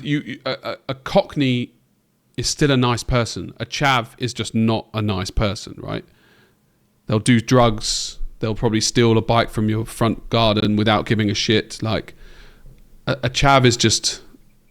You are right though. There's a line. I guess chav is a modern version of a Cockney. Tench, but also Cockney is very London, and a chav is all over the UK. True. I always understood like Cockney is a bit more grown up, and chavs are more like no kids or there's a difference because a Cockney lad, a Cockney young person would still be nice, upstanding. Like you could trust a Cockney guy with your family. You take your kids out, right? And I don't know why the block of flats we lived in had a caretaker. He was a Cockney geezer, and we would just go around and fuck around in his garden and stuff. And he'd be like, "Right, come on, get out of there, lads. Where the fuck?" And then he'd tell you there's loads of shit there, and you'd go, "Play in that garden, like they're dead or something." And then you'd be like, "Yeah, okay, quality." And they're like, they're part of the community almost. The Cockney geezer. Yeah. I think I understand. A chav, he'd sooner stab you and take your phone than they're weak. They're not going to have a fight. They've got no backbone, chavs. Do you know what I mean? It's not true. Some of them will. Probably like chavs. I like Cockneys. I don't like chavs. What the easiest, I think, for a foreigner, the easiest way to clock like what you might think is a proper Cockney, and we're probably wrong about that 90% of the time anyway. It's like a London black cab driver. Very true. If you meet someone and they have what you and they sound very much like they're from London, which again, interpretation. But if you think this person is obviously from London, that's your Cockney geezer, right? Yeah, there. exactly. Is London, whereas and a chav is limited, everywhere. And including the fact that black cab drivers are fucking professional at driving cabs. I've googled it. Okay, Cockney meaning and origin. Cockney refers to a person from East London, traditionally find is born in earshot of Bowes Bell. It's just whatever. Geezer is a slang term for a UK man, not necessarily old. Stereotype, Cockney geezer often refers to a stereotypical figure who's tough, charismatic, streetwise, embodying lovable rogue. So I think I fucking got that right. Yeah, you did get that right, yeah. And a diamond geezer is a positive term meaning particularly reliable, trustworthy, and special person, but not to the law. And old, interestingly, are now. Okay. Yeah. So yes. There you go. Adam and Eve. There you go. Cockney rhyming slang. Adam and Eve. Adam and Eve. But it rhymes with an English word. Yeah. You wouldn't Adam and Eve it. Leave it. You wouldn't Adam and Eve it. Is it leave? Adam and No. Eve. Adam and Eve. Oh, sorry. You're Yeah. Fuck. I'm trying Just to because it find rhymed. I thought you word thought in- I was. No, it's not leave. No, it's close. it's not leave. No, it begins with B. You wouldn't Adam and Eve it. Believe. Yeah, believe it. Yeah. Adam and Eve, believe.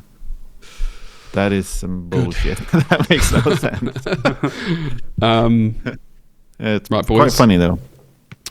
Thank you all for joining. That is the most bamboostic mental episode I think we've ever recorded. Yeah, come back later for Taskmasters and everything else we actually wanted to do. Oh shit, this episode. Taskmasters. Oh fuck. It's just a second. Go on, I'll take it over, mate. Just announce which model we're doing and which year it's we're annoying doing that we are doing it at the end of the episode, but I'll cut it. I won't. maybe we could do it at the next one.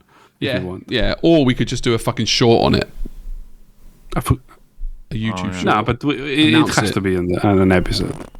Let's do it now, quick, because it's the start of the month. Okay, but we're let's doing do it it in now December. and then. No. What we will do is the Taskmasters will become the road to Golden Demon, right? Because then, while the Taskmaster is ongoing, we will talk each week Episode. about what we're doing, right? Yeah. Okay. Yeah. So we set it up now, and then next week we review on what we have done. So this week, well, we do have a Taskmaster jingle. Oh, fuck. Hold on. You already let go. Of the episode. I'm gonna start. Yes, check that. I'm gonna pause it when I try and find the thing to Martin's face. I mean, fuck it. No one's watching anyway, right? Taskmasters. Hold on. Taskmasters. Get that back in job done, mate. Taskmasters. Nice. Is it Have you heard that recording before, already? Martin? No, I've never heard that one. I didn't pause it in the end. Oh. You never heard Taskmasters? Oh, Fucking hell. Let me play that one more time then. That's good. Cheers, mate. Get that back in job done, mate. Taskmasters. That's it, now. You're meant to talk. Yeah, that was...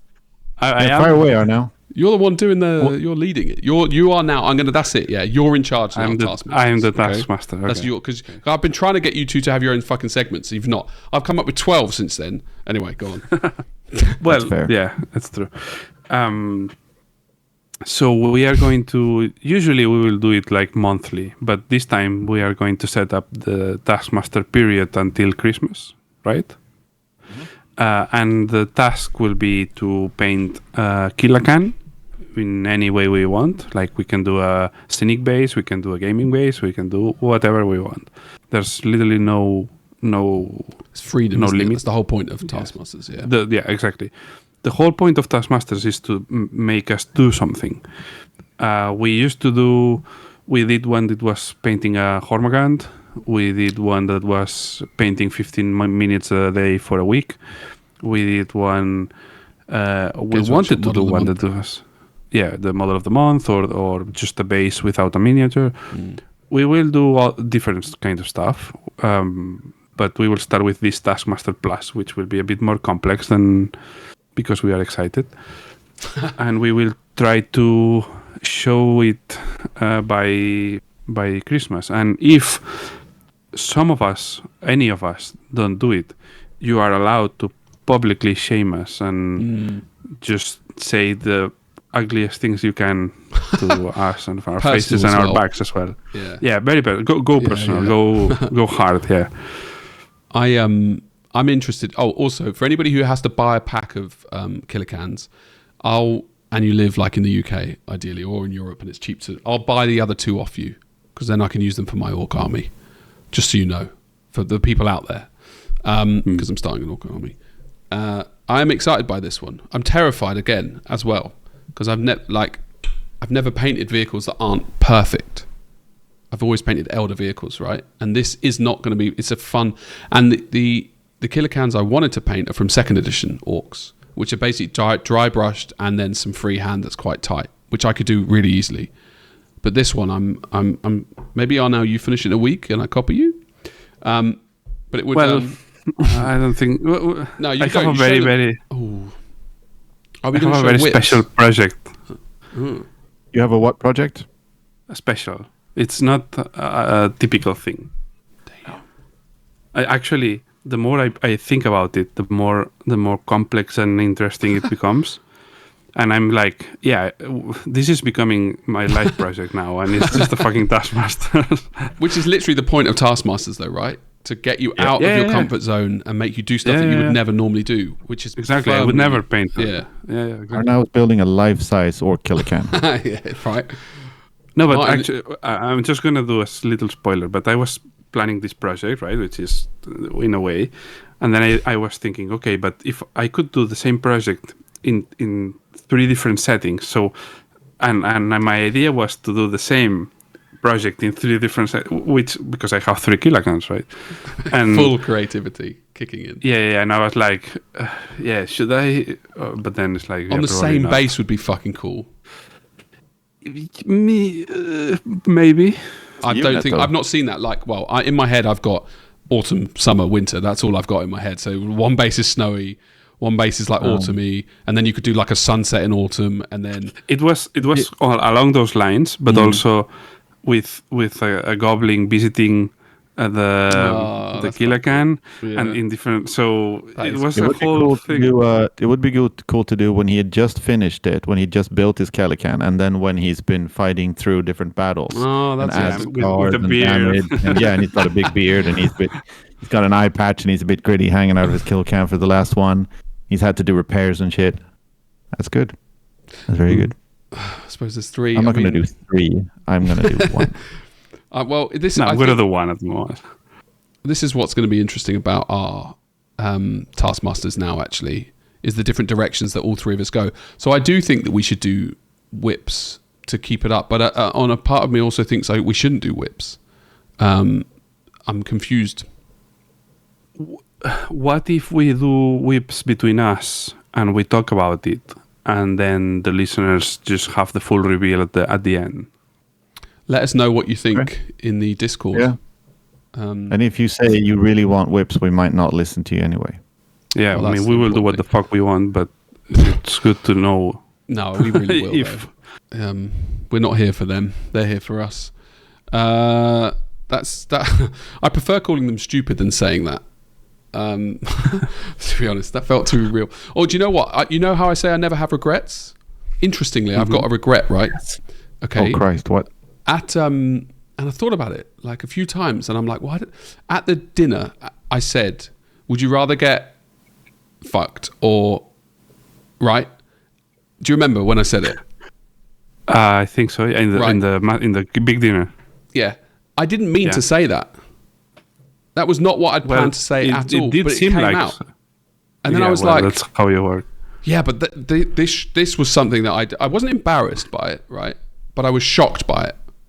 Like I was like, and that's something like it's not a big deal. I've said worse stuff that I meant to, right? This whole thing about controlling embarrassment, like I would talk about my ball surgery, and I used to have a big nut. Like on paper, you'd be like, that's more embarrassing, but it's not because I'm not embarrassed about it. Whereas this thing, I didn't mean to say, and it embarrassed me. It didn't embarrass me, but I wish I hadn't said it. I get what you're saying. If something comes out and you didn't intend to, of course you're going to feel like, whoa. Yeah. Yeah. And it was it was like, don't get me wrong, there are questions that I have in my head. And sometimes in a car, I would say it to you guys, but not in a table with 25 people. I didn't care about the kid. That wasn't the embarrassing part. It's just not. I have my own limits where that is something that I wouldn't want to say in that situation because there's no answer really. So yes, No, that's fair. It is worthwhile. It's worth for our listeners knowing that there are things that Jamie will not say. That's why I'm saying it like that, and that came out, and I don't wish I didn't say it. I'm not like deep regret, but I'm like, yeah, that's probably something that I would have rather not said, basically. And I wanted you guys to know that. Thank you. Only you guys know, because that wasn't in the recording, was it? No.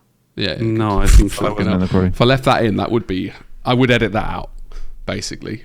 But yeah, there you go. Some more insights. So thanks, boys. Thank you. It was a nice episode. We have a Discord.